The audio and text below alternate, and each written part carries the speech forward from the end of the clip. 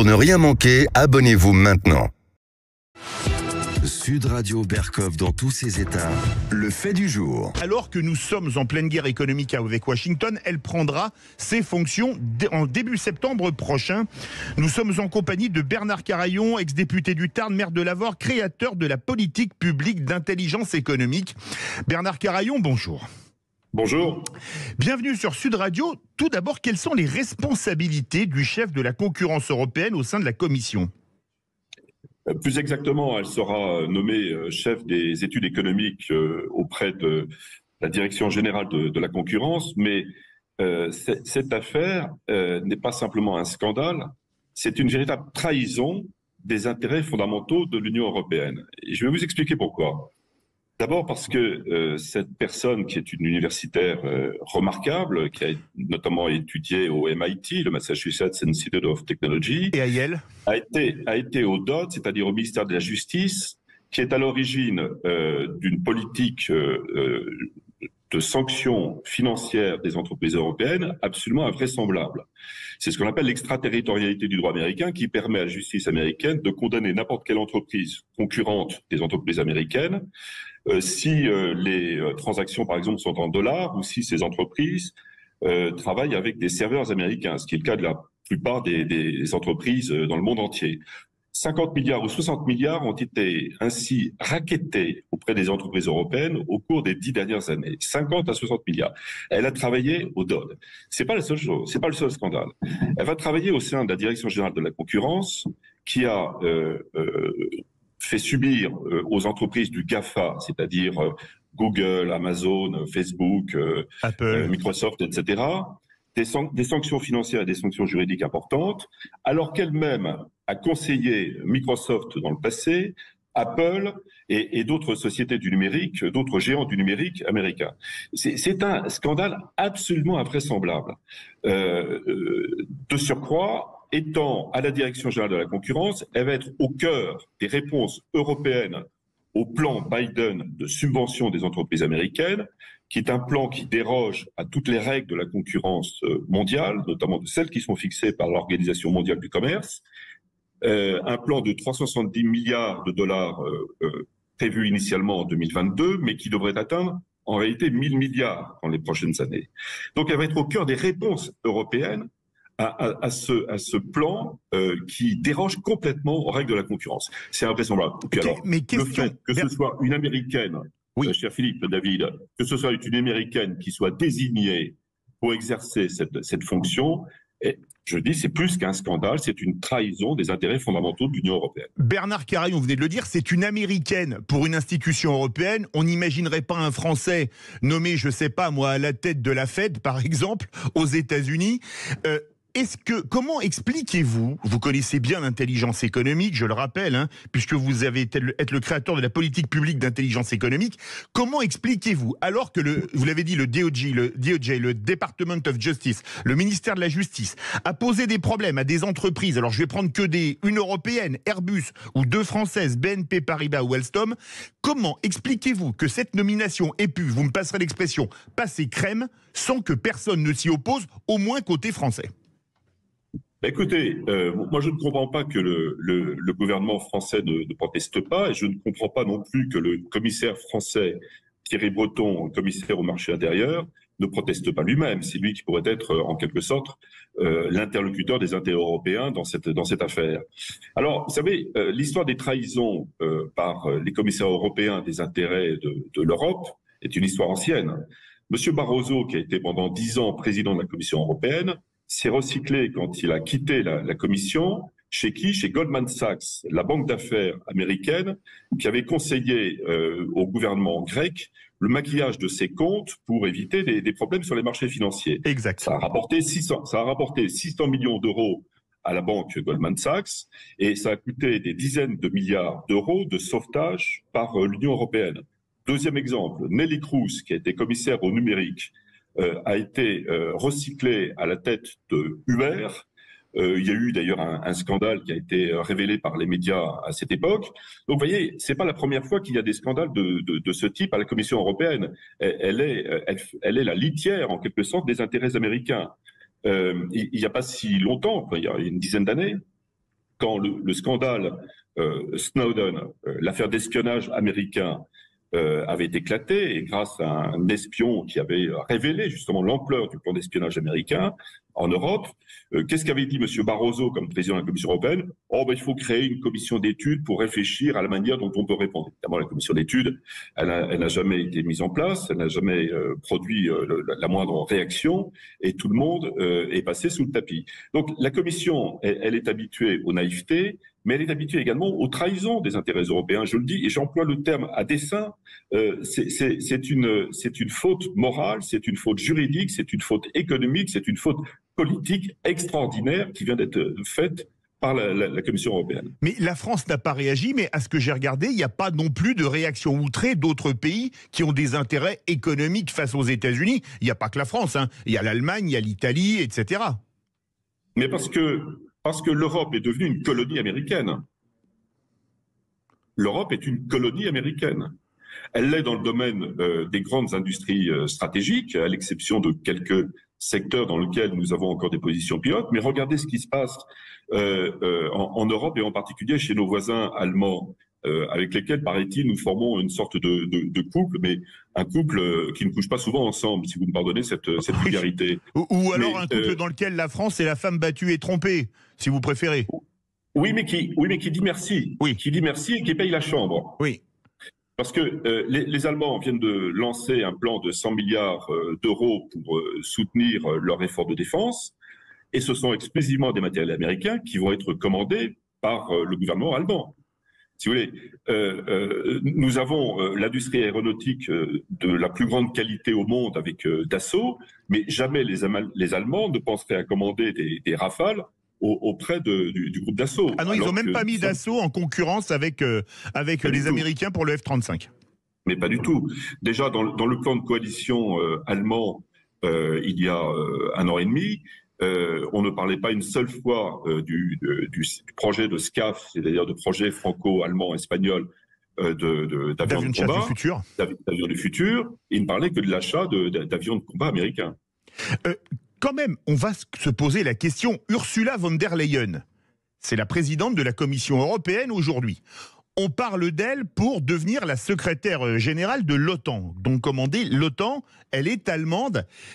Est-ce que, alors on va pas tomber, on va peut-être se faire accuser de complotisme, mais tant pis, est-ce que quelque part, ça pose pas question, que sachant que l'OTAN est dirigée par les États-Unis, de nommer, tu me nommes à l'OTAN et je nomme une Américaine à la tête de la concurrence. Et est-ce que ça sent pas un peu l'échange de bons procédés, comme on dit? Mais je ne suis pas sûr que Mme von der Leyen raisonne comme une Européenne. Je pense qu'encore une fois, elle raisonne comme une colonisée, comme quelqu'un qui a des intérêts directs, idéologiques, au moins idéologiques et commerciaux avec les Américains. Non, je trouve vraiment que cette affaire est une affaire gravissime. Au-delà du simple poste de chef économiste à la Direction générale du commerce, on a placé là, dans le fond, une espionne à visage découvert. C'est assez original dans l'histoire de l'espionnage mondial. Mais justement, les domaines de la concurrence, quels sont en ce moment, on est en guerre économique, on le dit avec Washington, quels sont les points, on va dire, les plus chauds?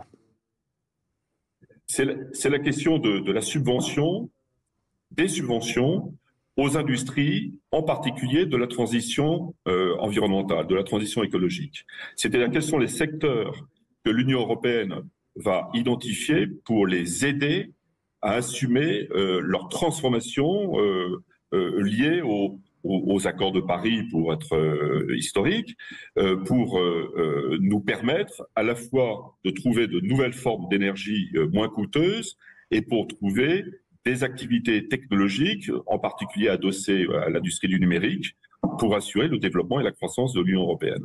Donc on est vraiment là dans une affaire qui est invraisemblable, parce qu'on est au cœur de l'avenir industriel de l'Europe qui va être sous la loupe des intérêts américains.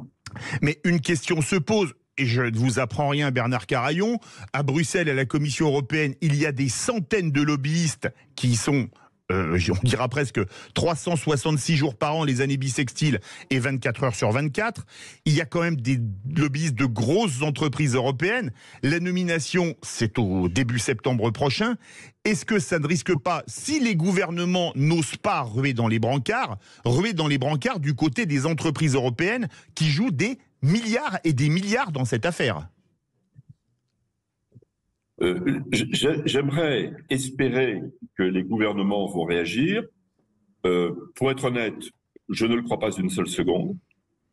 Et pourquoi? Par lâcheté? Pour quelle raison? Oui, par lâcheté. La relation avec l'ami américain, comme on le présente souvent, qui est notre pire ami, est une relation de servitude. Ça fait longtemps que je le dis et que je l'écris. Ça fait une vingtaine d'années, très exactement. On m'a pris pour un complotiste déjà il y a une quinzaine d'années, mais quand l'affaire Snowden a été révélée, c'était dans le plan d'espionnage américain sur les entreprises et les dirigeants européens. Je rappelle, c'était les grandes oreilles.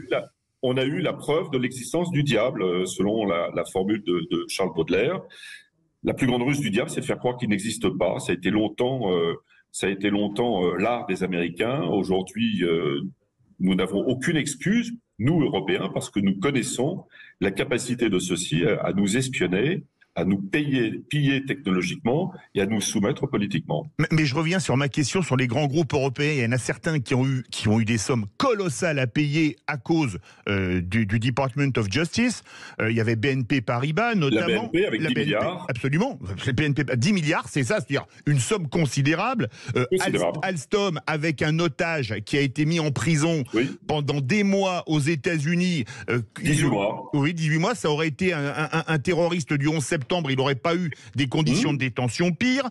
Airbus qui s'est fait attaquer X fois par les Américains pour les subventions remboursables, alors que tout le monde sait que Boeing est massivement subventionné par le budget de la défense américaine, qui représente la moitié des dépenses mondiales. Et il y a des entreprises comme ça ne vont pas ruer dans les brancards. Elles ont du poids quand même. Peut-être, mais je crains que rien ne serve de leçon, tant l'esprit de soumission inspire la politique des États à l'égard des États-Unis. Bernard Carayon, on sait que vous êtes quelqu'un qui parle vrai, c'est pour ça qu'on aime vous avoir sur Sud Radio. Il y a quand même une question qui se pose. Combien de temps va-t-on pouvoir, l'opinion publique, accepter ça? Parce que, outre ceci, c'est des milliers et des milliers d'emplois qui vont être mis en danger par cette histoire. Combien de temps? Alors, la classe politique, à vous entendre, elle est prête à accepter ça encore longtemps, mais l'opinion publique, elle peut accepter ça encore longtemps ou pas? Ou alors, elle a autre chose à faire? Écoutez, je ne sais pas, mais je me souviens qu'il y a 12 ans, en 2011, j'avais pris la tête de 200 députés allant de l'UMP au Parti communiste pour exiger qu'Air France commande des Airbus plutôt que des Boeing. Vous allez sourire, mais il était prévu qu'Air France commande 70 ou 80% de Boeing, alors même que nous sortions en Europe un long courrier chez Airbus. Et au terme d'une bataille homérique, dans laquelle je n'ai pas trouvé beaucoup d'écho favorables parmi les journalistes français, tant ceux-ci me disaient « mais vous n'êtes pas pilote d'avion », effectivement, mais pourquoi d'ailleurs Air France ne serait pas considérée comme une entreprise libre dans ses choix, et pourquoi les avions Airbus ne seraient-ils pas meilleurs que pourquoi seraient-ils meilleurs que les avions Boeing? Eh bien, finalement, on a obtenu le renversement du rapport de force dans les achats. Donc, si l'on veut véritablement opérer un rapport de force avec les États-Unis, on peut le gagner. On peut le gagner, à condition d'avoir une vraie volonté politique. Bernard Carayon, dernière question. Quand on voit l'affaire des voitures électriques, où on donne l'industrie automobile européenne aux Chinois, maintenant cette affaire avec les États-Unis, l'Europe est-elle en train de se suicider économiquement? Vous avez remarqué que ce sont seulement les Allemands qui ont réagi et qui ont permis un infléchissement de cette politique absurde de la Commission européenne. Je crois qu'il faudrait que les chefs de gouvernement reprennent pied dans la machine bruxelloise et qu'on rappelle aux commissaires qu'ils ne sont que des commis des États. Merci beaucoup Bernard Carayon, ancien député du Tarn, créateur de la politique publique d'intelligence économique et maire de Lavore. Merci beaucoup pour ces éclairages que je trouve personnellement assez terrifiants. Merci à vous. Merci. Sud Radio Berkov dans tous ses états. Les perles du jour. Dans notre pays, on va coexister le nucléaire et les autres énergies pour 20 ans, 25 ans. Mais la seule question qui doit se poser, et qui doit être posée de manière rationnelle, c'est aujourd'hui, pour lutter contre le dérèglement climatique, pour nous affranchir des dépendances, pour créer de l'emploi et des entreprises, quel est le bon pari? Des EPR pour 2040-2045, on n'est pas sûr, ou des énergies renouvelables sur lesquelles le secteur privé va et jamais sur le nucléaire? Moi, mon choix, il est fait. Dans un cercle des économistes, mon choix, il est fait au-delà du reste. C'était Yannick Jadot, candidat écologiste à la dernière présidentielle le week-end dernier aux rencontres économiques d'Aix. Juste avant, il avait déclaré, je cite, que le charbon est l'énergie sociale et que ce sont des métiers qui ont un sens. L'énergie sociale dont les morts se comptent par milliers. Les deux plus grandes catastrophes, 1549 morts en 1942 en Chine et Courrières dans le Pas-de-Calais chez nous, 1099 morts en 1906. Vous me direz, c'est de l'histoire ancienne. Pourtant, depuis 1990, les mines de charbon, c'est encore plus de 3000 morts lors des catastrophes. Le charbon, des métiers qui ont un sens.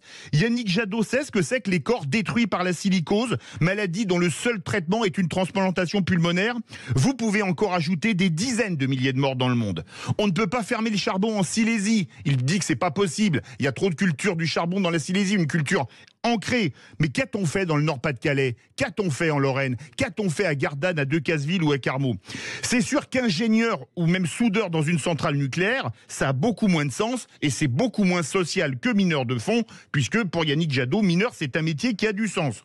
Sans compter le réchauffement planétaire avec l'électricité au charbon et pire à la lignite dans les centrales Rouvre en Allemagne, qui produisent des particules fines bien pires que votre vieux diesel et qui causent 23 000 morts par an en Europe, sans compter le reste du monde, si on en croit un rapport d'ONG, de plusieurs ONG datant de 2016.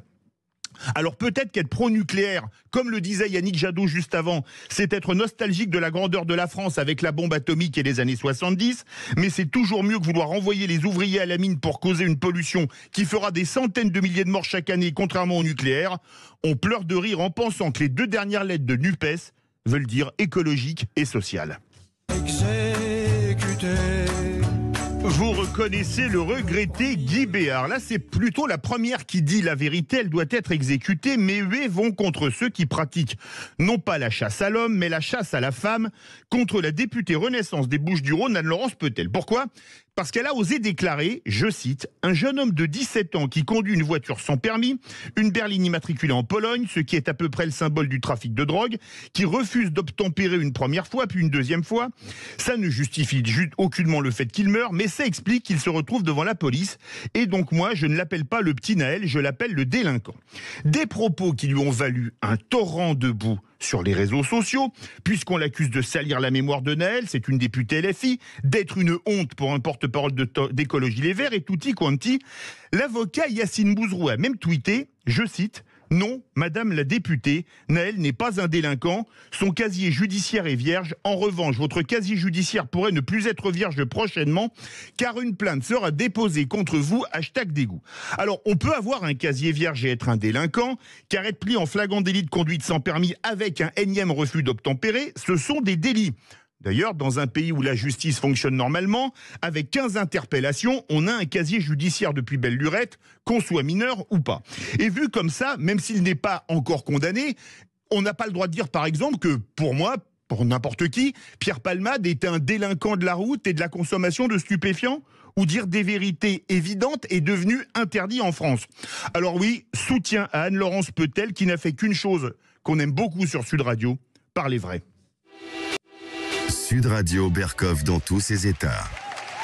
Ces gens qui nous disent c'est les parents, il faut responsabiliser les parents. Mais attendez, quand ils ont cassé le Alki sur Paul Vaillant-Couturier, on a vu avec la caméra, on a alerté, on a vu les jeunes casser pour mettre le feu. Mais tout de suite après la deuxième vague, c'est les parents qui sont arrivés avec les voitures, avec les caddies, on a les plaques des voitures. Ils sont venus charger les voitures. C'est ça qui s'est passé sur Paul Vaillant-Couturier. Qu'est-ce que ces parents-là vont dire à leurs enfants? Ils vont pas les raisonner. Ça suffit. J'en ai marre de cette poignée de petits connards qui ne sont pas tenus par leurs parents. Vous venez d'entendre un bref extrait d'un discours du sénateur de Seine-Saint-Denis Thierry Maignan, président de la majorité municipale du Blanc-Mesnil et conseiller métropolitain. Et ce maire met en pratique la demande des écologistes sur l'écologie, c'est-à-dire pollueur-payeur. Lui, il veut faire pilleur, casseur, payeur. Et il met ses promesses en musique, contrairement au Karcher de Sarkozy qui n'a jamais fonctionné, en supprimant l'événement Beach Ménil et le feu d'artifice du 14 juillet. Mais mieux, ceux qui ont pris part aux troubles dans la ville, 200 selon lui et leur famille, il a dit on a les plaques d'immatriculation, seront exclus de toutes les organisations faites pour les enfants au moment des vacances d'été au Blanc-Mesnil, centre de loisirs, départ en vacances en voyage avec la ville. Il utilisera cet argent pour réparer les dégâts incombant à la commune, ce qui est plus logique que de demander encore et toujours à ceux qui payent des impôts de payer pour réparer les dégâts qu'ils n'ont pas commis. Alors, bravo, monsieur le sénateur, bravo Thierry Maignan. 12h30, 14h, Philippe David. Le face-à-face de Philippe David, spécial sur l'état de l'armée française à la veille du 14 juillet. Nous avons avec nous le général de corps aérien Bruno Clermont, Jean-Baptiste Noé, directeur de la revue Conflit, et Raphaël Chevancy, auteur de Les nouveaux visages de la guerre, comment la France doit se préparer au conflit de demain, publié chez VA Éditions. Oui, demain, comme tous les ans, aura lieu le défilé du 14 juillet sur les Champs-Élysées, bien évidemment. Un défilé qui a cette année une valeur particulière, puisque c'est le premier depuis l'annonce en avril dernier de la loi de programmation militaire qui prévoit un coup de collier pour le budget de la défense pour atteindre 69 milliards en 2030 contre 32 en 2017. Après des années de vaches maigres, dans quel domaine les efforts vont-ils porter principalement? Dans quel domaine les besoins sont-ils les plus importants? L'armée française est-elle encore parmi les plus puissantes du monde? Notre force de frappe nucléaire est-elle encore dissuasive? Est-ce qu'on va faire un jour, on parle de tests du côté de Biscarrosse, des missiles hypersoniques comme les Sarmat russes? Comment seront les guerres du futur? Notre industrie d'armement est-elle encore à la hauteur? On va essayer d'évoquer tous ces sujets aujourd'hui. On attend vos appels au 0826 300 300. On va commencer par la loi de programmation militaire. Général Bruno Clermont, est-ce qu'elle va permettre à notre armée de se remettre à niveau si elle n'y était plus? Alors, on peut peut-être rappeler que cette loi de programmation militaire remplace une loi précédente qui a été votée pour 2019-2025, qui s'appelait une loi de réparation, qui faisait 295 milliards. Et donc, en raison de la guerre en Ukraine, il a été évalué de nouvelles capacités nécessaires à l'armée française, qui a conduit à cette nouvelle loi de programmation militaire, 413 milliards, de 2024 à 2030. C'est un effort considérable pour la nation. C'est un effort considérable parce que nous avons, à la différence de beaucoup d'autres pays, deux composantes à faire vivre, la composante nucléaire et la composante conventionnelle. On en reparlera. Notre composante nucléaire est une composante de première classe. Nous sommes parmi les meilleurs au monde. Elle est efficace, elle est modernisée. Elle sera au rendez-vous de la mission qui lui est confiée. En ce qui concerne les forces conventionnelles, c'est plus compliqué puisque le choix de la loi de programmation militaire n'a pas été celui de faire une armée de masse, une armée de quantité, mais plutôt de donner de la cohérence à l'armée actuelle, qui est une armée, d'un point de vue conventionnel, qui reste malgré tout de taille réduite, et on pourra en parler et comparer avec les autres armées. On peut dire embryonnaire? Embryonnaire, non. Échantillonnesque? Alors échantillonnesque, c'est aussi exagéré. C'est le simple fait qu'on a toutes les capacités dans les trois armées, et même au-delà, puisque la guerre, c'est plus que trois armées aujourd'hui, c'est du multi-champ, multi-milieu, donc ça nécessite des capacités bien plus complexes que la guerre d'il y a 30 ans, et de ce point de vue-là, on a des domaines dans lesquels on n'a pas suffisamment de force, ça c'est certain. Raphaël Chevancy. Oui, merci. Effectivement, il y a dans l'armée française actuelle un défaut de masse, mais qui est dû à la particularité de nos engagements et de nos contraintes. Savoir que le général en a parlé à l'instant, nous avons une composante nucléaire, mais la France n'aurait pas pu faire le choix de la masse sans se régionaliser, sans se provincialiser. La masse, ça veut dire quoi? Ça veut dire choisir l'Europe, ça veut dire mettre tous nos moyens sur l'Europe et renoncer au reste du monde. Or, la France est une puissance globale et elle doit réussir à résoudre cette équation extrêmement difficile qui consiste à être une nation cadre en Europe qui compte, qui consiste à demeurer une puissance nucléaire de premier rang pour assurer son statut et qui consiste à exercer ses responsabilités mondiales. Jean-Baptiste Noé.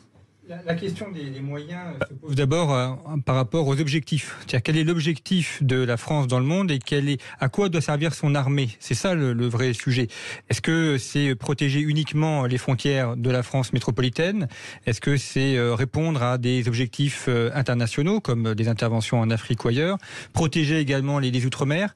Et je trouve qu'un des problèmes de cette loi de programmation militaire, au-delà des questions de chiffres et autres, c'est qu'on n'a jamais posé la question du pourquoi.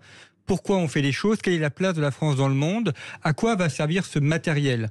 Et cette question du pourquoi, qui est une question d'ordre existentiel, pourquoi on fait les choses, on se garde toujours bien de la poser. Alors, concernant nos forces conventionnelles, on va commencer par l'armée de terre. On avait massivement réduit la voilure. On était par exemple passé d'une division à une brigade parachutiste. On avait plus de 1348 chars lourds opérationnels à la chute du mur de Berlin, au 1er janvier 90 donc, contre à peine 200 aujourd'hui. L'armée de terre comptait 296 000 hommes au 1er janvier 89, contre un peu plus de 120 000 aujourd'hui. Quelles sont les priorités? Les hommes, le matériel ou les deux? Alors je pense qu'il n'y a pas de priorité à mettre ni sur les hommes ni sur le matériel, mais sur les deux. Et ce qui est important, c'est d'avoir un outil qui soit cohérent et efficace. Général Clermont, les hommes, le matériel, les deux. En fait, la réponse, l'important, c'est les capacités. Les capacités, c'est des hommes, du matériel, des doctrines, de l'entraînement. Donc le choix de la loi de programmation militaire, c'est d'avoir des capacités opérationnelles, d'avoir suffisamment de munitions, d'avoir la bonne doctrine, d'être interopérable avec les forces de l'OTAN, d'avoir des capacités qui nous permettent de faire la guerre réellement. On l'a vu, la question des munitions, elle est critique. On a découvert qu'on n'avait pas de munitions. Une raison très simple, c'est qu'on n'avait pas de guerre en perspective. Donc les opérations dans lesquelles on participait, et des opérations qui consommaient très peu de munitions. Donc nous avions très peu de stocks de munitions. Aujourd'hui, il faut reformer les stocks de munitions. C'est une des priorités de ces lois de programmation militaire. Mais ça a été évoqué. Dans la mesure où nous estimons que nous avons des alliances importantes, et en particulier l'OTAN, on parlera peut-être du rôle de l'OTAN et du poids des Américains dans l'OTAN, on considère qu'on sera une des nations parmi d'autres au sein de l'OTAN, avec l'OTAN, pour faire des opérations de grande envergure, les fameuses opérations de haute intensité qui justifient le fait qu'on n'est plus les 300 000 hommes de l'armée de terre des années 80-90, mais que l'armée de terre est passée à une centaine de milliers d'hommes, qu'elle est aujourd'hui plus capable de mettre en œuvre qu'un niveau division. On n'a pas de corps d'armée. En 89, il y avait une première armée avec 2 corps d'armée, même 3 corps d'armée. Aujourd'hui, on n'a pas cette quantité qui permet de tenir ce type d'opération, mais elles seront faites en coalition avec d'autres pays. Jean-Baptiste Noé. Alors les deux, évidemment, mais je voudrais revenir sur la question des hommes pour ajouter deux points qui me paraissent intéressants aussi, notamment la question de la réserve, parce que c'est un vieux serpent de mer lorsque le service militaire a été suspendu, a été projeté d'avoir une réserve très importante. On envisageait quasiment 500 000 hommes dans la réserve. Ça n'a jamais été mis en place, et on voit bien que si tout le monde est d'accord pour dire qu'il faut une réserve, en fait, on ne sait pas quoi en faire, comment former ces réservistes, où les mettre. Et c'est un sujet qu'on n'a pas encore résolu depuis une vingtaine d'années. Et puis je vois aussi sur des plus jeunes, j'ai pas mal d'étudiants dans ce cas-là, qui s'engagent plein d'entrain dans la réserve. Et puis on les envoie faire sentinelle, c'est-à-dire en fait faire un boulot de vigile pour garder les gares ou les aéroports dans les villes de province. Et ça les dégoûte. Alors certes, ils ont un uniforme et puis ils ont un côté un peu militaire assez sympathique, mais on est en train de dégoûter une jeunesse qui aimerait pouvoir s'engager. Et ça, c'est aussi un sujet sur lequel il faut répondre. Général Clermont, vous voulez réagir sur la réserve? Non, c'est effectivement une priorité de la programmation militaire, doubler le nombre de réservistes pour arriver à, je crois, c'est 80 ou 100 000. Aujourd'hui, on en est très loin. Je crois qu'il y a 25 000 réservistes dans l'armée de terre. Les difficultés sont multiples. Elles sont en particulier liées au financement des journées de réserve. Aujourd'hui, la moyenne des réservistes sur les 3 armées, c'est une trentaine de jours, dont la moitié prise sur les vacances. Donc si on veut des réservistes, il faut donner des contreparties aux entreprises pour que les jeunes qui choisissent la réserve, ou les moins jeunes, puisqu'on peut être réserviste jusqu'à, je crois, 67 ans, officiellement, les entreprises compensent le manque à gagner du fait que leurs employés partiront faire de la réserve au profit de l'armée. La réserve, c'est un enjeu? Alors la réserve est un enjeu crucial, effectivement, pour nous assurer une certaine profondeur en termes de masse, de densification, mais également, et là je m'inscris un petit peu en porte-à-faux par rapport à ce que vous avez dit, Jean-Baptiste. Oui, effectivement, certains jeunes peuvent être déçus par leurs engagements. C'est pas le cas de tous, puisque je suis moi-même parti en opération avec des réservistes. Surtout, la réserve aujourd'hui, ce sont de nouvelles compétences, et des compétences qui manquent au sein des forces armées.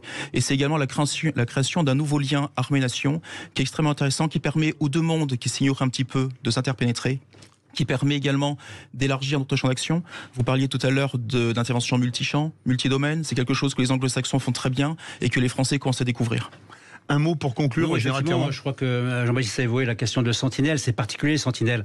C'est des missions qui ne sont pas très excitantes pour les jeunes soldats qui pratiquent cette mission. Et effectivement, ça peut les avoir découragés. Mais je confirme le fait que moi, tous les gens, et j'ai interrogé chaque fois que je vois un réserviste de quelque armée que ce soit, je lui demande est-ce qu'il est content d'être réserviste. Ils sont contents d'être réservistes, mais ils aimeraient pouvoir faire plus de jours de réserve. Donc la réserve, ça marche, à condition qu'on y mette les moyens et qu'on trouve les bons postes pour les réservistes. Berkoff, dans tous ces états, on continue ce débat passionnant sur le niveau de notre armée. l'armée, tiens, on va continuer avec l'armée de l'air. Vous connaissez bien Général Clermont. On va parler aussi de la Royale, la Marine. Vous voulez réagir? Un seul numéro, le 0826 300 300. Sud Radio, Berkov dans tous ses états, 12h30, 14h, Philippe David. Retour sur ce débat sur le niveau de notre armée en compagnie du général de corps aérien Bruno Clermont, consultant de la Fairfax Défense Aéroconseil, Jean-Baptiste Noé, directeur de la rédaction de la revue Conflit, et Raphaël Chauvency, officier supérieur chargé de cours en intelligence stratégique à l'école de guerre économique, auteur d'un livre Les nouveaux visages de la guerre qui a gagné le prix de la plume et l'épée, publié chez VA Éditions. On a parlé de l'armée de terre, on va parler de la marine. Désolé mon général, on finira par l'armée de l'air. On nous a promis un PANG, un porte-avions de nouvelle génération, puisqu'on n'a qu'un seul porte-avions et qu'un porte-avions, ça passe 6 mois par an en entretien et 6 mois par an sur les mers. Donc on a un porte-avions à mi-temps. C'est ça. Est-ce que la construction doit commencer dans à peu près 3 ans pour une livraison une dizaine d'années plus tard? Est-ce que on a encore le niveau de notre marine? Tiens, Jean-Baptiste Noé. Oui, alors on a en Europe en tout cas une des plus belles marines, ça c'est important, et sur des aspects on est même devant la marine anglaise, donc réjouissons-nous, c'est quand même... On leur fait un coup de Trafalgar. Voilà, c'est quand même très bien. La question du porte-avions, c'est une longue question, ça a longtemps été en suspens. Il faut quand même reconnaître que la guerre en Ukraine a changé pas mal de choses, et que ça a permis de libérer certains crédits qui n'auraient pas forcément été faciles à négocier s'il n'y avait pas eu cette invasion, mais le porte-avions ne fait pas tout. Et c'est que la marine a aussi besoin d'autres éléments, notamment le porte-avions s'inscrit dans un ensemble de protection, avec des frégates, des corvettes, des hélicoptères, etc. Et même des sous-marins. Et des sous-marins. Donc il faut l'ensemble. Par exemple, la Nouvelle-Calédonie est extrêmement faiblement protégée. Vous avez 1 ou 2 bâtiments seulement pour l'ensemble de la Nouvelle-Calédonie et des mers environnantes. Donc on a aujourd'hui une marine qui est très performante sur bien des aspects, mais qui là aussi, comme l'armée de l'air ou l'armée de terre, manque d'armes, manque de navires, pour assurer même la protection et la surveillance du domaine maritime français, puisque la France a cette particularité d'avoir le 2e domaine maritime au monde. Donc c'est une très bonne chose. Derrière les USA. Mais il faut pouvoir après le défendre. Notre marine est à la hauteur, comme vous voulez, Raphaël Chauvency ou Général Clermont, quand on sait, par exemple, que la marine chinoise reçoit tous les 4 ans l'équivalent du nombre de bâtiments de la marine de guerre française de la Royale? Peut-être qu'on a oublié de commencer par la phrase la plus importante, qui est de dire que les Français ont raison. Pardon, les Français ont raison d'être très fiers de leurs armées, de l'armée de terre, de l'armée de l'air, de la marine. On a sans doute les plus belles armées en Europe, mieux équipées, mieux entraînées, les plus motivées et les plus opérationnelles. Je pense qu'il faut le rappeler en permanence dans ce débat. Maintenant, on a parlé de l'armée de terre. En ce qui concerne la marine, la particularité, c'est qu'elle est très consommatrice en équipement. Il faut se défendre, opérer sous l'eau, opérer sur l'eau et opérer au-dessus de l'eau. Et tout ça à travers l'ensemble de la surface du globe, dans un milieu qui est très agressif, qui est la mer salée et qui sont les courants et qui sont les tempêtes et la mauvaise météo. Donc elle consomme beaucoup de matériel. Et en ce qui concerne l'équilibre, on parlait de l'efficacité, des capacités et le nombre de moyens, il est évident que la marine n'a pas assez de capacité. L'exemple en est le porte-avions. Un seul porte-avions qui est opérationnel, non pas une semaine sur 2, mais plutôt il est en arrêt une semaine sur 3. On voit que ça pose des problèmes. Le jour où on a besoin du porte-avions, c'est pas la disponibilité du porte-avions qui va décider de la date de la guerre. C'est clair. Donc en théorie, on devrait avoir au moins 2 porte-avions pour assurer la permanence de la mer. Ce n'est pas le cas et ce n'est pas possible parce que le budget ne le permet pas. Il faut être conscient du fait que les limitations de ce budget, elles ne sont pas liées au fait que les 413 milliards, c'est un très beau chiffre, un chiffre très honorable, surtout quand on sera en 2030, parce que l'instant, 69 milliards, c'est en 2030. Oui. Mais le problème, c'est qu'on doit rattraper 25 ans de sous-investissement dans le domaine de la défense. 25 ans pendant lequel le PIB, c'était plus près de 1% que de 2%. Et c'est pendant ces 25 ans qu'on a perdu des savoir-faire, du matériel, des canons, des chars, de l'artillerie, des avions, des bateaux. Et donc aujourd'hui, rattraper ce retard, eh bien c'est la difficulté, et ces 413 milliards ne permettent que de rattraper une partie. Raphaël Chauvency. La marine est une arme stratégique par excellence. C'est-à-dire que il faut se rappeler à quoi sert notre marine nationale. Sur le plan tactique, si elle devait faire la guerre toute seule, elle serait un peu faible numériquement. N'empêche qu'elle remplit aujourd'hui parfaitement son rôle stratégique. C'est-à-dire qu'elle dispose de bâtiments que les autres n'ont pas, que seules les très grandes puissances ont, c'est-à-dire porte-avions, même s'il n'y en a qu'un seul. Le porte-avions remplit son rôle au niveau stratégique, même si au niveau tactique, il y a un manque. Nos sous-marins nucléaires remplissent leur rôle stratégique également. Les SNLE et les SNA, c'est les lanceurs d'engins et d'attaque. Tout à fait. Je ne veux pas embêter vos auditeurs parce que c'est un peu compliqué, mais je vais simplifier. En France, il y a 2 types de forces, les forces nucléaires et les forces conventionnelles. Les forces nucléaires, elles sont de première classe, mais pour qu'elles fonctionnent, elles ont besoin de l'accompagnement des forces conventionnelles. Supposons qu'on ait une montée en puissance très violente de la dissuasion nucléaire, pour une menace directe sur le territoire de la France, qui fait que le président demande une montée en puissance. Eh bien, une grande partie de nos forces conventionnelles va être dédiée à la montée en puissance des forces nucléaires. Donc il y a un continuum entre les forces nucléaires et les forces conventionnelles. Et aujourd'hui, le format de nos forces conventionnelles ne permet pas d'assurer le continuum de cette montée et également des missions conventionnelles du niveau de ce que doit être le niveau de la France, qui est un membre permanent du Conseil de sécurité. Alors vous parlez de format, effectivement. Je pense que le grand changement, c'est qu'aujourd'hui, dans le cadre d'un monde qui est plus difficile, plus dangereux, il y a une vision stratégique qui a manqué. Et on peut espérer qu'en termes de matériel et de programmation, justement, nous puissions enfin avoir une vision longue. Je prends un exemple typique, c'est le programme des FREMM, donc nos frégates. Frégates multimissions. Tout à fait. Les frégates multimissions, 17 avaient été commandées. De rabotement en réduction budgétaire, finalement, 8 ont été livrés pour le prix de 17. Oui. Ah oui, effectivement. Et puis à la place des FREMM qui manquent, on a mis des FDI, qui sont des frégates de taille intermédiaire. Les frégates françaises sont moins bien équipées que les frégates qu'on va livrer à la Grèce là, ces prochains jours. Oui. Donc on a dû faire des coupes parce que les budgets n'étaient pas là. C'est pour ça qu'il est important de comprendre que les 413, c'est très bien, milliards, ils ne sont pas suffisants pour rattraper 25 années de sous-investissement dans nos équipements, de vaches maigres. Là, je suis obligé de vous laisser la parole. On parle de l'armée de l'air, sujet que vous connaissez parfaitement bien en tant que général de corps aérien. Une question, on vend nos Rafales d'occasion. Là, on va en passer encore 26, a priori 9 des Rafales marines pour l'Inde. Très bien. Est-ce que notre armée de l'air est encore au niveau? Parce que je crois que là, cette année, c'est l'année où on a le moins d'avions, puisqu'on en a livré beaucoup d'occasions à des pays comme la Grèce, la Croatie, etc. D'abord, maintenant, c'est l'armée de l'air et de l'espace. Absolument, vous avez raison. Également, on a, ça c'est aussi une évolution importante. Il n'y a pas beaucoup de pays qui ont passé ce cap. Il se trouve qu'il y avait les Russes avant nous, qui avaient les forces aérospatiales. Il y a les Américains qui ont créé une armée de l'espace, mais qui est séparée de l'armée de l'air. En France, c'est un continuum entre les avions qui volent vite en basse altitude et puis les satellites qui sont dans l'espace exotique. L'armée de l'air, elle est dans la même situation que la marine, c'est-à-dire qu'elle est stratégique, elle a des missions stratégiques. En ce moment, vous avez une dizaine de Rafales qui sont en train d'être projetés à l'autre bout du monde dans le cadre d'un exercice de présence et de projection de puissance. Ils sont à 18 km de la France, ils sont partis très rapidement, mais comme les autres armées, elles souffrent du fait qu'elles n'ont pas assez d'avions. On va prendre l'exemple des Rafales. Typiquement, l'armée de l'air, son premier Rafale est rentré en service en 2004. On est donc 20 ans après, elle en a toujours qu'une centaine. Et effectivement, sur la centaine, on va en prélever une quantité pour servir des clients export qui sont très pressés d'avoir des Rafales, et ces Rafales seront livrés plus tard. Il se trouve que ces Rafales qui sont prélevés ne seront pas livrés dans la loi de programmation en totalité, loi de programmation 2024-2030, mais ils seront terminés, livrés en 2032. Donc on voit que la montée en puissance de nos armées, elle est toujours sujette à une question qui est essentielle, c'est la part du budget que la France est prête à consentir dans tous ses équipements. Jean-Baptiste Neuilly sur l'armée de l'air. Oui, je ne rajoute pas ce qui a été dit sur le Rafale. Il y a un autre élément qui est aussi pour la partie aérienne, qui est la question des drones.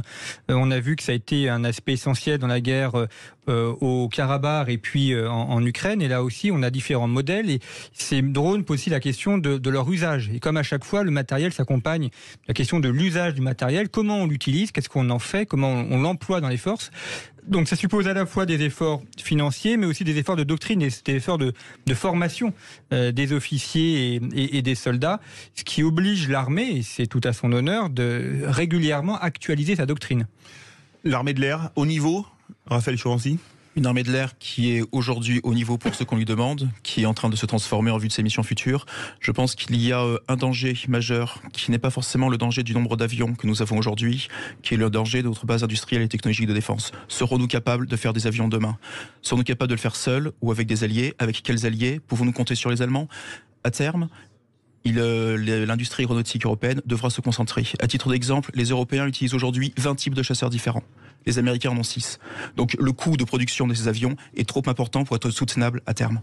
Une question justement, Rafale Dassault qui prend des contrats avec l'Inde, mais quand on voit le SCAF... Peut-être rassurer Raphaël, dans pas longtemps, tous les Européens seront sur F-35, donc il n'y aura plus qu'un seul type d'avion en Europe, sur le F-35. C'est beau la solidarité économique européenne. De ce côté-là, la préférence américaine joue plein pot en Europe, non.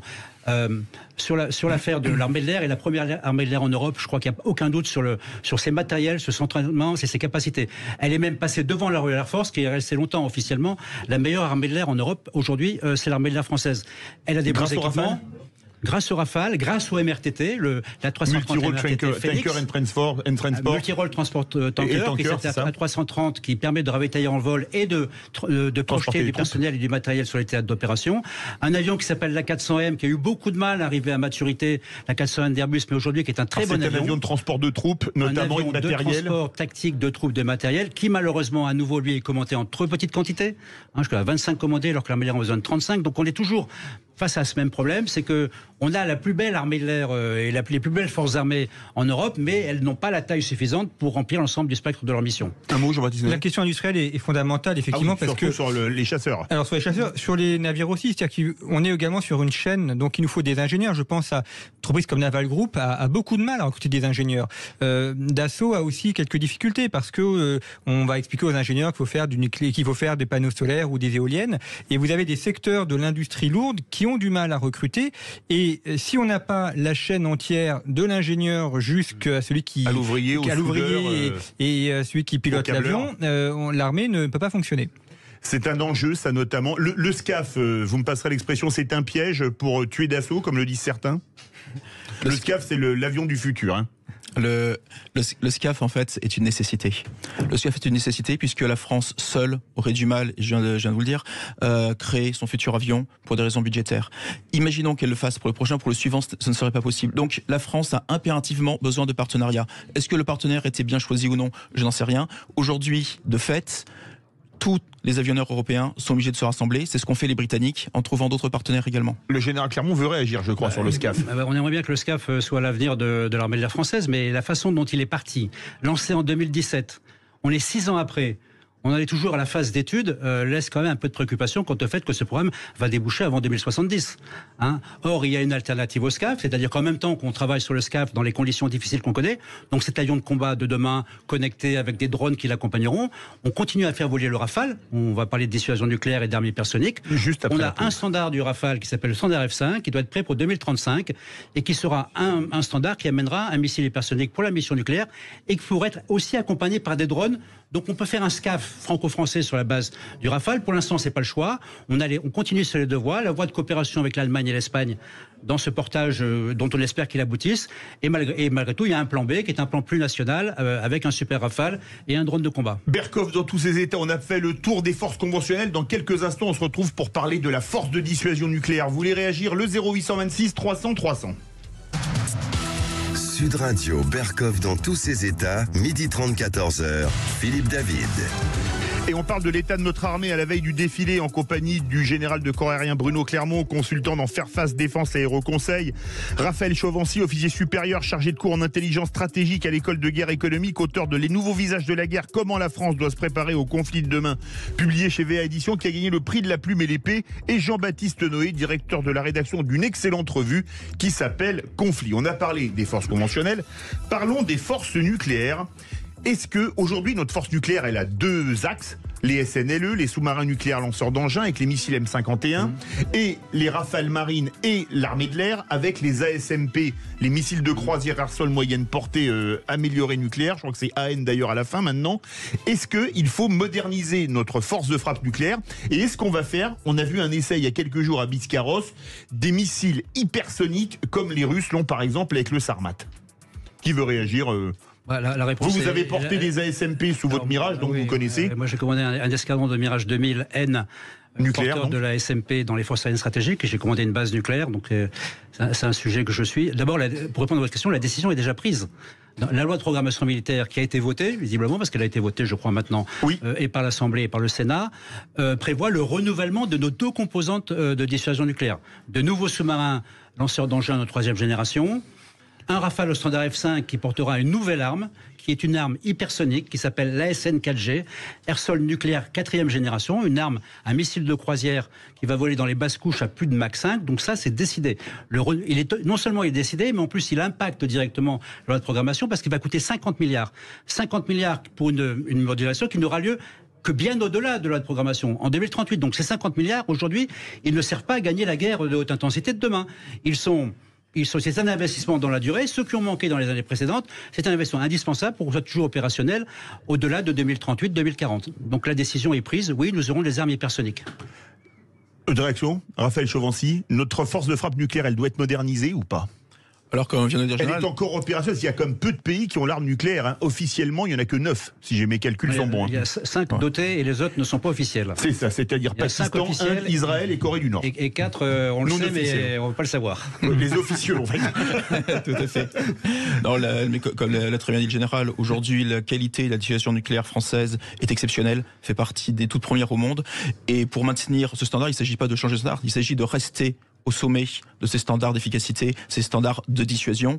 Effectivement, la décision a été prise. Jean-Baptiste Noé, notre force de frappe, vous dans le conflit, vous écrivez sur toutes les forces de frappe. La force de frappe française, alors évidemment, c'est pas les 6000 ou 7000 missiles russes ou américains, mais par rapport aux Anglais ou même aux Chinois, on tient encore la route ? Alors on tient encore la route, mais ce qui est important aussi de préciser, c'est que beaucoup de gens vont se dire, mais la force nucléaire, ça ne sert à rien, ça coûte extrêmement cher, et finalement, on ne fait pas la guerre nucléaire. Donc, à quoi ça sert ? Est-ce que c'est encore utile d'avoir une arme nucléaire ? Et c'est des questions qui étaient posées il y a encore quelques années.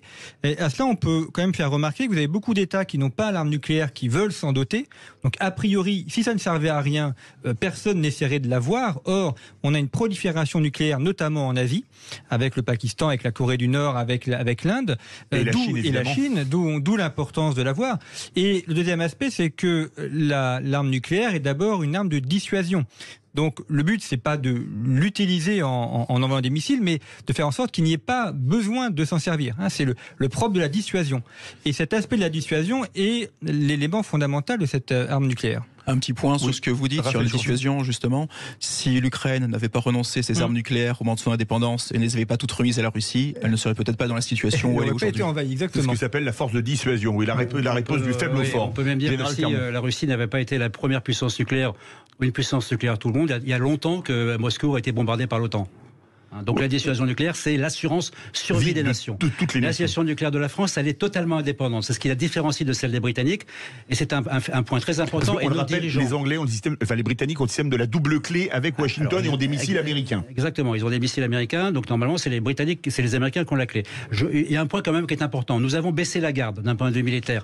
Par contre, nos dirigeants, depuis 1989, l'effondrement du mur de Berlin, puis de l'Union soviétique, ont eu la sagesse de maintenir sous tension, au meilleur niveau, de force de dissuasion nucléaire. Aujourd'hui, on a une dissuasion qui repose sur la stricte suffisance, c'est-à-dire le meilleur rapport qualité-prix entre l'efficacité, l'entraînement, les moyens et l'objectif à frapper. Cette stricte suffisance, elle est suffisante pour protéger les Français. Et c'est celle-ci que la loi de programmation va renouveler, va moderniser de manière à ce qu'on soit aussi efficace en 2040 qu'on ne l'est en 2023. Qui dit force de frappe nucléaire dit très haute technologie. On a encore toutes ces hautes technologies. On fait les sous-marins à Cherbourg, les missiles, on les teste à Biscarrosse. Est-ce qu'on a encore cette technologie en France ? Est-ce qu'on n'a pas abandonné certaines parties comme on l'a abandonné dans d'autres cas ? Je pense au réacteur nucléaire d'Alstom. Ça, c'est tout l'enjeu. C'est effectivement, d'autant plus qu'on ne peut pas rester sur des technologies d'il y a 5 ou 10 ans. Il faut sans arrêt les mettre à jour, les faire progresser. Et on en parlait tout à l'heure, mais c'est l'enjeu d'avoir des ingénieurs, d'avoir des écoles qui les forment. On est vraiment sur une chaîne. Et il suffit qu'il manque un maillon de la chaîne pour que l'ensemble ne puisse plus fonctionner. Vous voulez réagir ? Non, vous avez raison, c'est important de rappeler que c'est un système complexe, industriel complexe, opérationnel complexe, qu'il faut en maîtriser chacun des composantes. Et il y a des composantes aujourd'hui qui nous échappent, mais il y a une volonté de récupérer l'ensemble des composantes pour qu'on puisse reste maître et reste totalement souverain et indépendant pour la mise en œuvre d'une dissuasion qui ne concerne pas, je pense c'est important de le dire, parce que c'est que la France. Nous protégeons de facto. La dissuasion nucléaire protège de facto les pays qui sont autour de la France. Il n'y a pas de raison que les intérêts vitaux de la France soient différents des intérêts vitaux des autres pays. Donc notre dissuasion, sans qu'on la partage avec nos voisins européens, protège également les voisins européens. Je pense même qu'elle protège plus les voisins européens que la dissuasion américaine qui, elle, protège les grandes villes américaines. Oui, vous voulez réagir, Raphaël Chauvency ? Oui, tout à fait. Je pense que ce que vous venez de dire est un point clé, c'est que la véritable garantie stratégique en Europe est la garantie nucléaire française. Pourquoi ? Parce que nos frontières sont proches de celles de nos voisins européens. Quel Américain prendrait le risque de s'attirer une riposte nucléaire sur Washington ou New York pour un pays européen ? La France est voisine, donc en fait nos intérêts sont intrinsèquement liés, ce qui n'est pas forcément le cas des intérêts américains. Excusez-moi, ça date de la 4e République, donc c'est pas d'aujourd'hui. Un sénateur américain avait dit « Je ne vais pas risquer New York ou Los Angeles pour Paris ou Londres ». Est-ce qu'aujourd'hui les Américains risqueraient New York ou Los Angeles, pas pour Paris parce qu'on se défend tout seul, pas pour Londres parce qu'ils ont l'arme nucléaire, mais pour, je sais pas moi, Berlin ou Rome ? faut poser la question au président Biden. Ah bah écoutez, on va l'appeler. Vous pensez que c'est pas ça la vraie question? Est-ce que le parapluie américain a pas ses limites quelque part? Parce que les Américains, ils n'ont pas encore un débarquement sur la Californie ou l'État de New York. Hein. Alors oui. Il a ses limites et il a également ses dangers. Il a ses limites parce que, vous l'avez dit, aucun Américain ne prendrait le risque de faire atomiser Washington, mais il a ses dangers également, puisque l'emploi très hypothétique d'une arme nucléaire tactique en l'est de l'Europe serait beaucoup moins dangereux pour les Américains que pour les Européens. L'idée de transformer l'Europe de l'Est en champ de bataille nucléaire en prenant le pire des cas serait quelque chose de désagréable pour les Américains, de non souhaitable, et ne serait pas la catastrophe que ce serait pour les Européens. Jean-Baptiste Noé veut réagir, le général Clermont. Oui, beaucoup d'Européens se sont dit que le parapluie américain était suffisant et que finalement l'OTAN était leur armée. Et ça a été le choix notamment des pays d'Europe de l'Est. D'où les achats de F-35 partout. Oui, mais même le fait que finalement ils étaient sous la protection militaire américaine et qu'ils payaient au pot commun, d'ailleurs pas assez au goût des Américains, mais qu'ils étaient protégés. On voit que ça c'est en train de changer puisque la Pologne a annoncé vouloir devenir une des principales armées en Europe, que l'Allemagne a aussi annoncé vouloir réarmer, ce qui n'est jamais une bonne nouvelle. Non. Et donc ces pays européens sont en train de prendre le chemin de la France, qui considère qu'effectivement on ne peut pas être entièrement dépendant de l'OTAN. Général Clermont. Je reviens aux Américains. Il est évident que si la Finlande et la Suède quittent leur longue neutralité, en tout cas au moins pour la Suède, c'est parce qu'elles ont peur du voisin russe et qu'elles veulent bénéficier de cette protection nucléaire américaine et de la protection des forces conventionnelles. Donc elle existe, elle est réelle, elle a psychologiquement, elle est extrêmement présente. Elle fait partie en quelque sorte du deal de l'OTAN. Mais moi, je préfère être français, avoir ma propre dissuasion nucléaire indépendante et savoir que c'est le président de la République française qui décidera ou non de l'emploi de l'arme nucléaire. On parlait souvent de la guerre technologique quand on regarde la guerre en Ukraine qui a commencé depuis quasi 1 an et demi, depuis 17 mois. On a l'impression que parfois il y a des combats de tranchées un peu style Verdun et des combats de Russes style Stalingrad. Et quelles leçons peut-on tirer de ce conflit pour la modernisation de nos armées? Raphaël Chauvency. La première leçon, c'est qu'au cœur de la guerre, on a toujours des hommes sur le terrain et que la technologie ne remplacera jamais les hommes, ne remplacera jamais les combattants. Donc il est essentiel d'avoir effectivement une masse minimum. Il est essentiel également d'avoir les forces morales nécessaires, puisqu'on parle de matériel, on parle de tranchées. Il faut oublier qu'il y a des hommes qui combattent depuis 1 an et demi dans les conditions qui sont celles, littéralement, de Verdun et de Stalingrad, vous l'avez dit. Oui, certains ont utilisé la métaphore, c'est pour ça que je l'ai utilisé. Général Clermont. Moi, j'étais auditionné au Sénat sur la guerre en Ukraine, ça faisait au mois de décembre 2022. J'ai rappelé quelque chose qu'il faut bien comprendre quand on est otanien, ou en tout cas qu'on travaille avec les Américains. Les Américains, le concept de la force américaine, c'est le concept de la force dominante. Et ce concept de la force dominante, comment il l'applique? Il l'applique avec il commence un engagement militaire par une série de bombardements qui peut durer entre 44 jours, la guerre du Golfe de 91, oui, et puis 80 jours qui était la guerre du Kosovo. Donc si les Américains avaient été à la place des Russes, ça avait dû faire la guerre de l'Ukraine à la place des Russes, ils auraient commencé par bombarder, par détruire tous les systèmes de défense solaire, toute l'aviation ukrainienne, pendant des semaines, autant que nécessaire, avant de lancer l'offensive terrestre. Avec les Américains, dans le cadre des États-Unis, il est peu probable, et je pense que ça a des conséquences d'ailleurs sur la programmation militaire, qu'on se retrouve dans un scénario entre otaniens, contre un pays, quel qu'il soit, avec des guerres de tranchées de la guerre de 14. Au départ, il y aura des frappes de missiles dans la profondeur, des bombardements aériens dans la profondeur, et une fois qu'on a la supériorité aérienne, et qu'on a acquis même la supériorité de force, du rapport de force entre les forces alliées et les forces de l'ennemi, on envoie les offensives terrestres pour occuper le terrain, parce que c'est pas l'aviation qui occupe le terrain, ce sont les forces terrestres. Là, on a tout fait à l'envers, en quelque sorte. On a envoyé les forces terrestres, ensuite on a essayé d'envoyer l'aviation, ni l'un ni l'autre n'a fonctionné. Peut-être que les systèmes de déni d'accès anti-aérien également ont progressé, ce qui fait qu'aujourd'hui, et la plupart des stratèges européens, américains, otaniens en général, partagent ce constat, c'est qu'il sera beaucoup plus difficile d'obtenir la supériorité aérienne, qui est justement la clé de l'approche tactique otanienne.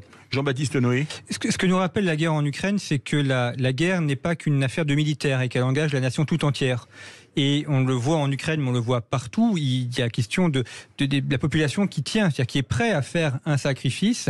Et lorsqu'on a un engagement d'hommes important, comme c'est le cas en Ukraine, côté ukrainien, d'avoir des personnes qui étaient assez éloignées des affaires militaires, qui sont parties au front, d'autres qui résistent à l'arrière sous les bombardements à Kiev ou à Lviv. Et ça, c'est un élément qui est aussi essentiel à retrouver en France. C'est peut-être un des dangers de la loi de programmation militaire de faire croire qu'on règle les problèmes uniquement avec de l'argent, alors que c'est bien la nation qui doit être engagée. Berkov, dans tous ces états, 13h42. On parle de l'armée française et ça réagit énormément au 0826 300 300. Vous avez des questions? Vous avez entendu le numéro, je le répète, 0826 300 300. On se retrouve dans quelques instants avec nos invités. Sud Radio, Berkov dans tous ses états, 12h30, 14h, Philippe David. On se retrouve avec nos invités, le général Bruno Clermont, Jean-Baptiste Noé, directeur de la rédaction de la revue Conflit, et Raphaël Chauvency, notamment auteur des nouveaux visages de la guerre. Je fais vite parce qu'on a beaucoup d'appels. Direction le Calvados, direction Caen. Bonjour Philippe. Bonjour Philippe, respect aux militaires et civils peut-être. Voilà, oui, j'ai eu l'occasion de travailler sur des programmes S3, M4 et Hades, notamment à l'époque. J'ai entendu le général d'armée aérien. D'accord, ok. En général, les avions d'armes, on peut faire un peu comme les Ukrainiens actuellement. Hein, ils ont des anciens matériels russes qu'ils utilisent. Donc les catégories type Mirage, avec les bons missiliers qu'on a nous en France, on peut encore faire du bon boulot. Moi, je voulais, Philippe, David, je voulais vous rappeler une chose. Hein. Quid des manufactures françaises d'armement? Là, je parle du fantassin. Hein. Fusil d'assaut, je vous rappelle qu'il n'y a plus de FAMAS, il n'y a plus d'armes françaises, c'est fabrication allemande. Alors, on a là une dépendance, un filet à la patte. Et enfin, un dernier sujet, si vous avez le temps, quid des États européens qui sont intégrés à l'OTAN, qui pourraient être en conflit direct.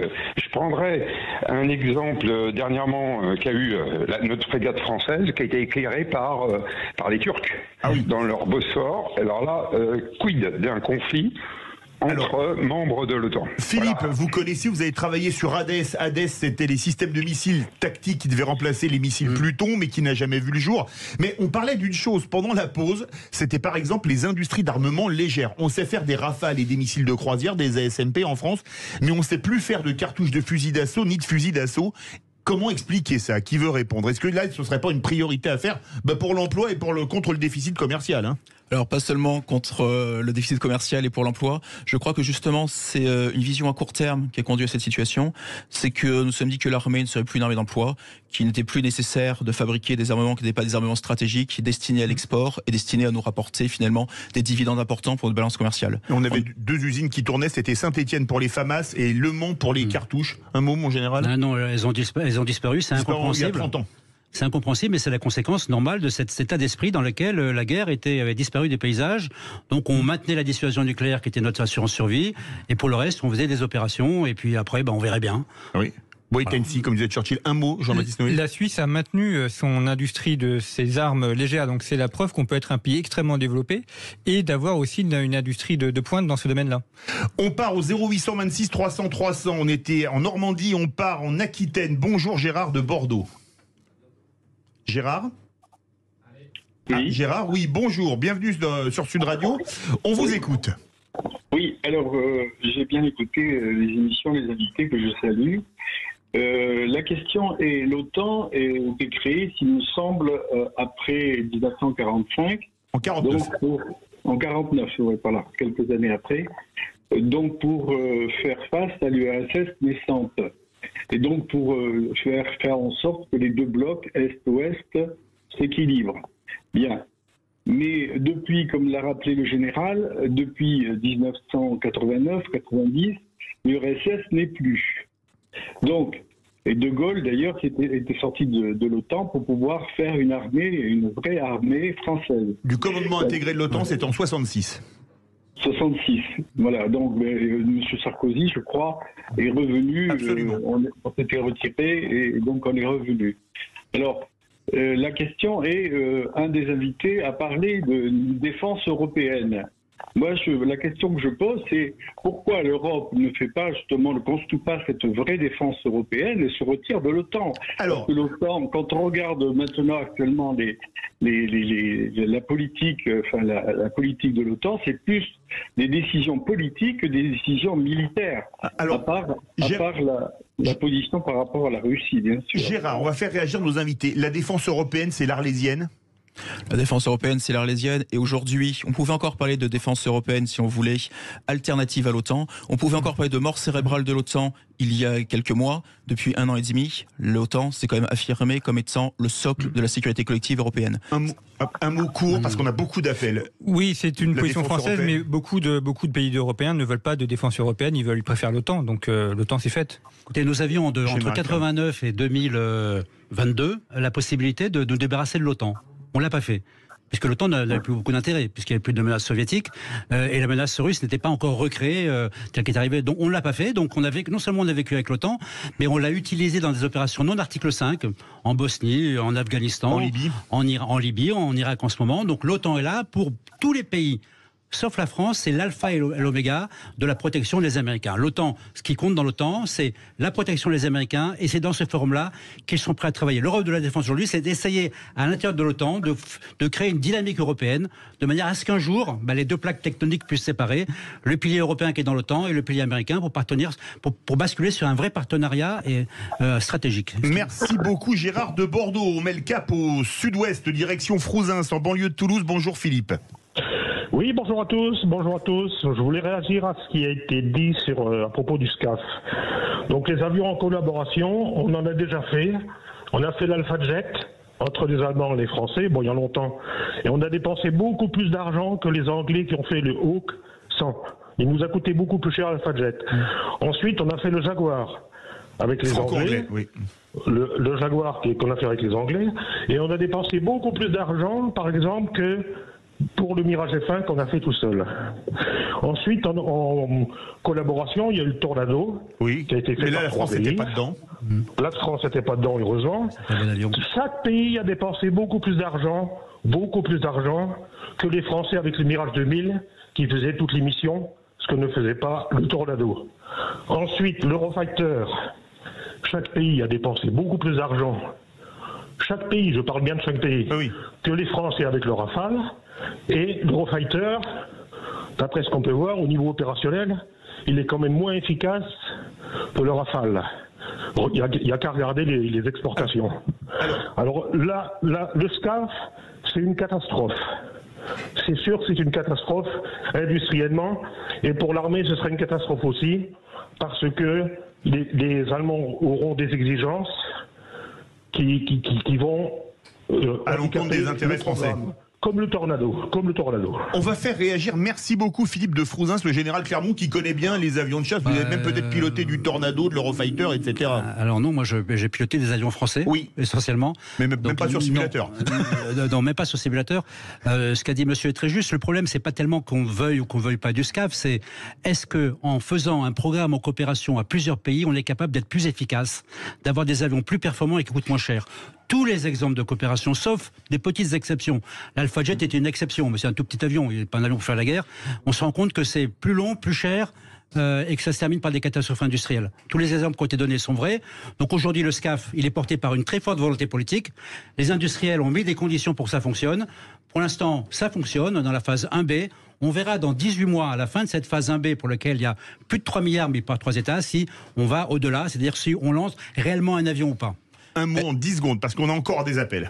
Alors, être à plusieurs, ça permet aussi d'avoir plus de marchés. Et il suffit de voir aujourd'hui ce que font les Britanniques avec le Tempest, qui s'assurent dorénavant des marchés au moment de la production du Tempest. Et également, leur projet est bien en avance par rapport à celui du SCAF. On part à Perpignan. Oui, un mot. Oui, mais non, c'était que le Tempest, il est sur le papier, il n'a pas décollé, on l'a pas vu, et on n'a toujours pas vu de client pour le Tempest. Donc le Tempest est aujourd'hui, comme le SCAF, un programme. À commencer par le Royaume-Uni, l'Italie et le Japon quand même. Non, c'est un projet et c'est pas un programme. Alors, direction Perpignan, on va faire très court. Bonjour Alain. Oui, bonjour. Respect à tout ce que j'ai entendu là, c'est toujours marqué sous le sens du bon sens. Je voulais juste dire une chose, je vois qu'il y a un affichage beaucoup de la féminisation de l'armée française sur les défilés du Champs-Élysées. Je voudrais savoir si un jour la Russie nous envahit, si on aura vraiment la capacité d'envoyer une armée féminisée.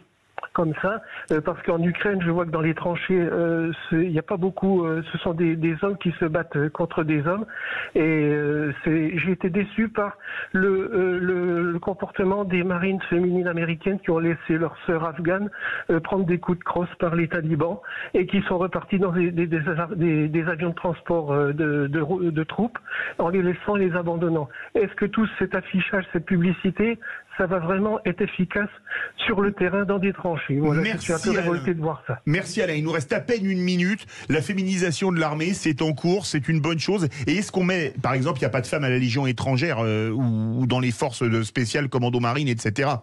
La féminisation des armées n'est pas être une bonne chose ou une mauvaise chose, c'est un fait. Et les femmes qui entrent dans les forces armées occupent les places qu'elles sont aptes à occuper. Il n'y a pas de favoritisme, il n'y a pas de discrimination positive. J'ai vu des femmes dans une unité de combat qui occupaient parfaitement leur place. D'autres occupent d'autres places qui ne sont pas forcément des places de combattants de première ligne. Donc aujourd'hui, ça ne pose absolument aucun souci en termes d'efficacité de l'armée française, qui est encore une fois une des plus efficaces en Europe aujourd'hui. Il y a des femmes pilotes de chasse depuis pas mal d'années maintenant. Tous les postes de toutes les armées sont ouverts aux femmes, tous les postes, à l'exception de la Légion étrangère. Vous l'avez évoqué, c'est très particulier. Je laisserai un légionnaire répondre à la question. Je ne suis pas compétent pour répondre, mais ça me semble difficile. Un mot, Jean-Baptiste Noé, en 10 secondes. Oui, alors c'est vrai que les forces armées, c'est pas que les forces combattantes. Il y a aussi un grand nombre de métiers et on voit des choses tout à fait positives à ce titre.